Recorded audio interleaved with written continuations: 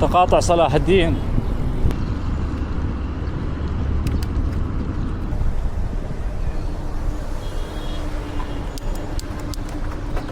ما ادري شنو يحصل اللي يطبق بهاي اللوفة الاستدارة، ما ادري لوفة يخلي الناس ما تعبر. انا بالبايسكل وبكل سهولة اعبر الازدحامات، ونفسي لعبة من عندها بصراحة. يعني اهل السيارات ذولا شلون متحملين؟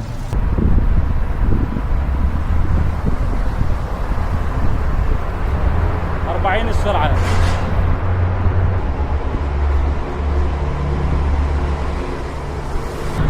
هذا على يمين يسار مول بغداد. مو كل مرة صد على الرصيف، بس مرات يطبقون حيل على الرصيف ما يخلوك تمشي.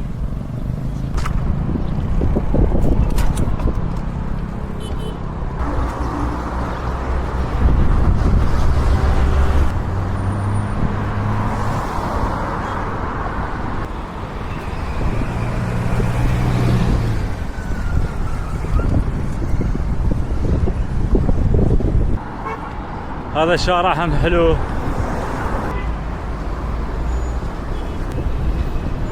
وهسه من مجمع الصالحية